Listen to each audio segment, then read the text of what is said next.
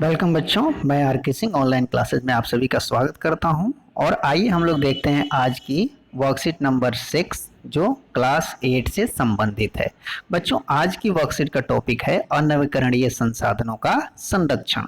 बच्चों, हमने पिछले वर्कशीट में नवीकरणीय संसाधनों के संरक्षण के बारे में पढ़ चुके हैं, जान चुके हैं। तो आज हम लोग देखेंगे अनवीकरणीय संसाधनों का संरक्षण। बेटा, हम लोग अनवीकरणीय के बारे में पिछली बार भी जाने थे। अनवीकरणीय संसाधन वे संसाधन है जिनका भंडार सीमित है और एक बार भंडार समाप्त होने के बाद इनको दोबारा बनाने में हजारों साल लग जाते हैं। तो ये ऐसी चीज है जो एक बार यूज होते हैं और उसके बाद प्रकृति में ये बनने में हजारों लाखों साल लग जाते हैं। उदाहरण के लिए कोयला, पेट्रोलियम, प्राकृतिक गैस, धातुएं, खनिज इत्यादि। प्रत्येक व्यक्ति उपभोग को कम करके पुनः चक्रण, पुनः उपयोग द्वारा संसाधनों के संरक्षण में योगदान दे सकता है, क्योंकि सभी जीव एक दूसरे से जुड़े हैं। इसीलिए इसमें हर एक की भूमिका महत्वपूर्ण है। इसमें हम सब की भूमिका है कि हम संसाधनों को बचाएं। किस तरह से बचाएं, आगे हम लोग और समझेंगे। देखिए, इसमें आगे लिखा है, याद रखें कि हमें संसाधनों को सोच समझकर न्याय संगत उपयोग करना है। ऐसा नहीं कि हमें उपयोग नहीं करना है, उपयोग करना है, लेकिन उसे सोच समझकर और न्याय संगत उपयोग करना है तथा उनकी जगह अन्य विकल्प भी ढूंढने हैं ताकि हमारी आने वाली पीढ़ियां भी उनका उपयोग कर पाए। ठीक है, तो आइए देखते हैं। एक एक्टिविटी दिया हुआ है, इस एक्टिविटी को में क्या करना है आपको मैं थोड़ा गाइड कर रहा हूं। आप इसे ध्यान से पढ़ेंगे तो आसानी से कर लेंगे। नीचे दी गई तालिका में लिखे हुए अनवीकरणीय संसाधनों का उपयोग लिखिए। सिंपल है।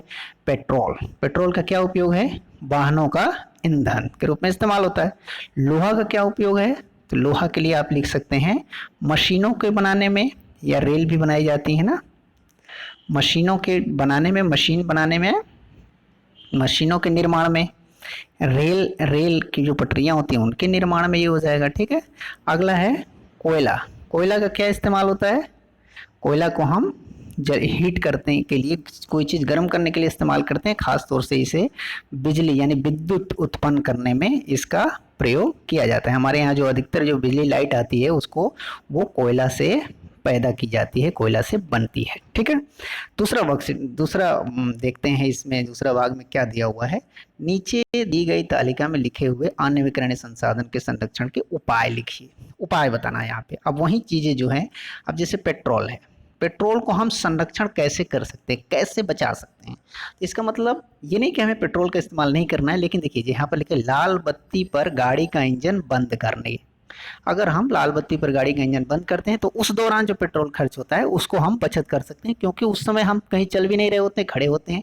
इसीलिए उस समय हमें बंद करके पेट्रोल की बचत करनी चाहिए। एलपीजी गैस, एलपीजी गैस मतलब लिक्विफाइड पेट्रोलियम गैस, जो हमारे घरों में इस्तेमाल होती है रसोई बनाने में। तो इसका हम बचत कैसे कर सकते हैं? तो इसके लिए हमें लिखना है, जब आवश्यक हो तभी एलपीजी गैस को चलाएं। दूसरी बात, प्रेशर कुकर का इस्तेमाल ज़्यादा से ज़्यादा करें, उसमें एनर्जी कम लगती है, एलपीजी गैस कम लगता है। तीसरी बात कि फ्रिज से जो वस्तुएं, अगर मान लो दूध रखा हुआ है तो उसको गर्म करने से पहले थोड़ी देर बाहर रख दें, इससे वो नॉर्मल टेम्परेचर में आ जाएगा तो एलपीजी की खपत कम होगी। तो इन दो उपायों से हम एलपीजी की बचत कर सकते हैं। एल्यूमिनियम के बहुत सारे सामान हमारे घरों में पड़े होते हैं, बर्तन यूज होते हैं, बहुत सारी चीज़ें इस्तेमाल होती है। तो उनका हम कैसे बचाव कर सकते हैं? उनका बचाव हम यूँ कर सकते हैं कि अगर वो खराब हो गए तो उन्हें हम बदल दें। उन्हें जो बदलने वाले आते हैं या जो दुकान वाले लेते हैं एल्यूमिनियम को कम कीमत पर, उन्हें हम दे दें ताकि वो उस एल्यूमिनियम फैक्ट्री तक पहुंच सके और वहां से गला करके उसे पुनः कोई चीज़, नई वस्तु बन जाए। तो इस तरह से हम इन चीज़ों का संरक्षण कर सकते हैं। तो यहाँ पर आपको यही चीज़ लिखना है कि एल्यूमिनियम को हम बदल लेंगे। ठीक है। नेक्स्ट बात है, हम देखते हैं यहाँ पे, हम संसाधनों का संरक्षण 4R फार्मूला से कर सकते हैं। देखिए 4R फार्मूला यहाँ दिया हुआ है। पहला दिया हुआ है रिड्यूस। रिड्यूस मतलब अनवीकरणीय संसाधन जो यूज हो रहे हैं उसका हम यूज कम कर दें। ठीक है। अब जब कम करेंगे तो दूसरा है वस्तुओं का पुनः चक्रण यानी रिसाइकिल। रिसाइकिल मतलब होता है उसको हम पुनः बना लें। जैसे प्लास्टिक का मान लो इस्तेमाल हम कर रहे हैं, तो प्लास्टिक के इस्तेमाल को हम पुनः उसको रीयूज करें, उसको फिर से बना लें उसी प्लास्टिक से, ताकि नया प्लास्टिक पर्यावरण में ना आए। दूसरी चीज़, जैसे ये एल्यूमिनियम का हमने पढ़ा था कि एल्यूमिनियम का कोई बर्तन खराब हो गया तो उसे गला करके फिर दूसरा बर्तन बन जाएगा, तो वो होता है रिसाइकिल करना। ठीक है। वस्तुओं के विकल्प इस्तेमाल करना। विकल्प मतलब उसके बदले में कोई और चीज़ इस्तेमाल करना जो नवीकरणीय हो। ठीक है, तो उसका इस्तेमाल हमें करना चाहिए। तो ये 3 हो गया, रिड्यूस, रिसाइकिल और रिप्लेस। और चौथा है वस्तुओं का पुनः उपयोग, रीयूज, मतलब उसको हम फिर से इस्तेमाल करें। एक बार इस्तेमाल करें उसको हम फिर से इस्तेमाल करें, 2 बार 3 बार अगर यूज हो सकता है तो उसको हम रीयूज करें। तो इससे भी संसाधनों की बचत होगी। इस तरह से हम संसाधनों को बचा सकते हैं। तो आइए देखते हैं, एक और एक्टिविटी दिया हुआ है। इस एक्टिविटी में क्या है, हमें निम्न तालिका में बताइए कि संसाधनों के संरक्षण का इन तीनों में से कौन सा उपयोग किया गया है। जैसे देखिए, प्लास्टिक की थैली की जगह कपड़े के थैले का इस्तेमाल, तो इसमें आप देखिए पुनः चक्रण हुआ है, पुनः उपयोग हुआ है, विकल्पों का इस्तेमाल हुआ है, उपयोग कम करना हुआ है। तो हमें प्लास्टिक की थैली के बदले में कपड़े के थैले इस्तेमाल कर रहे हैं, तो यहाँ क्या हो रहा है, विकल्पों का इस्तेमाल। तो हम यहाँ पर लिखेंगे विकल्पों का इस्तेमाल। ठीक है। दूसरा, पुराने लोहे को पिघलाकर कुछ नया बनाना। पुराना लोहा पड़ा हुआ तो उसको पिघला दिया गया, तो ये क्या हुआ, आप देखेंगे इसमें हम लोगों ने पहले पढ़ा था रिसाइकिल यानी पुनः चक्रण। तो यहाँ पर हम क्या लिखेंगे, दूसरे में पुनः चक्रण। ठीक है। तीसरा है बर्तन के स्थान पर सूखे पत्ते के दोनों का इस्तेमाल करना। अब इसका भी देखो, किसी चीज के स्थान पर दूसरी चीज इस्तेमाल हो रहा है, इसीलिए यहाँ पर भी क्या होगा, विकल्प का इस्तेमाल, यानी यहाँ पर भी लिखेंगे हम विकल्पों का इस्तेमाल। तो इस तरह से हम इस तीनों जो काम दिया हुआ है, जो उसे हम एक्टिविटीज को कर सकते हैं। आप लोग इसे करेंगे। ठीक है। इसके साथ साथ इसमें कुछ प्रश्न दिए हुए हैं, तो इन प्रश्नों के उत्तर आप खुद भी लिखेंगे। इसकी मदद के लिए हमने एक उत्तर आपको मॉडल बता भी रहे हैं, उसे भी देखेंगे और उसमें ऐड करके आप खुद भी लिख सकते हैं। तो आइए चलते हैं प्रश्न उत्तर सेक्शन की तरफ। पहला प्रश्न है, कल्पना करके लिखिए, अगर आपको अचानक पता चले कि अगले सप्ताह पृथ्वी का सारा पेट्रोलियम खदान समाप्त होने वाला है तो क्या होगा और आप क्या व्यवस्था करेंगे, आप क्या करेंगे। तो इसमें आप खुद भी लिख सकते हैं। देखिए मैंने कुछ इसमें लिखा हुआ है, यदि हमें पता चले कि पृथ्वी का सारा पेट्रोलियम समाप्त होने वाला है तो हम बहुत परेशान होंगे तथा निम्नलिखित उपाय करेंगे। पहला क्या उपाय कर सकते हैं, पेट्रोलियम पदार्थों को स्टोर करने की कोशिश करेंगे, क्योंकि अगले सप्ताह समाप्त होने वाला है तो हर कोई ये कोशिश करेगा कि ज़्यादा से ज़्यादा पेट्रोलियम पदार्थ लेकर के रख लें।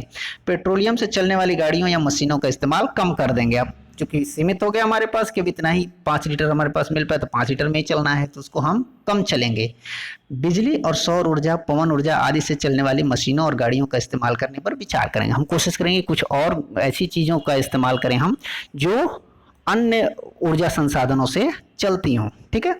अगला देखिए, नेक्स्ट प्रश्न है, आपके घर में धातु से बनी कौन कौन सी चीजें इस्तेमाल होती है, यदि पृथ्वी की सारी धातुएं समाप्त हो जाए तो क्या होगा। देखिए उत्तर, हमारे घर में धातु की बनी बहुत सारी चीजें इस्तेमाल होती है, जैसे पंखे, खिड़कियां, प्लेट, चम्मच, ग्लास, बर्तन, बहुत सारे बर्तन जो हैं, या बहुत सारी चीज, सुई से लेकर के और बड़े बड़े मशीन जहाजों तक, ये सारी चीज धातुओं से बनी होती है। तो हमारे घर में भी बहुत सारी चीजें होती है जो धातुओं से बनी होती है, उन सारी चीजों के नाम आप और भी यहाँ पर लिख सकते हैं। यदि पृथ्वी के सारे धातुएं समाप्त हो जाएं तो हमें काफी परेशानी का सामना करना पड़ेगा तथा अन्य चीजों से बनी वस्तुओं का इस्तेमाल करना पड़ेगा, मजबूरी है, क्योंकि वो चीजें खत्म हो जाएगी तो हमें उसके विकल्प की तलाशना पड़ेगा और अन्य चीजों का इस्तेमाल करना पड़ेगा। तीसरा प्रश्न है, यदि हमारे पास नवीकरणीय संसाधन भी है फिर अनवीकरणीय संसाधनों के संरक्षण की आवश्यकता क्यों है, सोच करके लिखिए।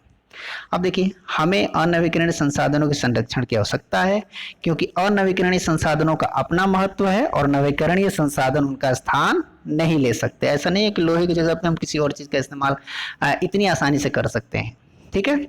अनवीकरणीय संसाधनों जैसे कोयला, पेट्रोलियम, एलपीजी, लोहा, एल्यूमिनियम तथा अन्य धातु आदि बिना हमें काफी परेशानियों का सामना करना पड़ेगा।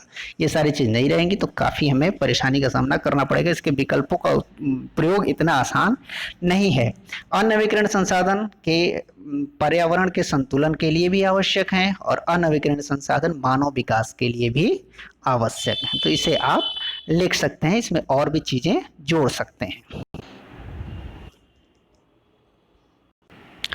बच्चों, इस वर्कशीट के लास्ट में आप देखेंगे एक संदेश है, कोविड के संदर्भ में उचित व्यवहार संबंधी CAB संदेश, कोविड-19 के विरुद्ध लड़ाई में सुरक्षित रहने के लिए मास्क पहने। तो चलिए हम लोग भी ये तय करते हैं कि हम जब भी बाहर निकलना होगा मास्क जरूर पहनेंगे।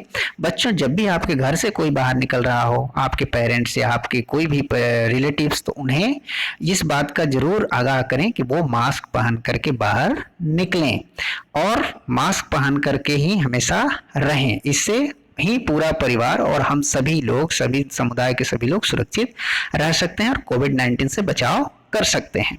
तो उम्मीद है आपको ये वर्कशीट समझ में आ गई होगी। तो चलिए इस कॉपी कलम निकालिए और इस वर्कशीट को पूरा करके अपने सर जी को भेज दीजिए ताकि वो चेक कर सकें कि आपने कितना कुछ सीखा है। मिलते हैं अगली वर्कशीट में, तब तक के लिए घर पे रहें, स्वस्थ रहें, खुश रहें। धन्यवाद।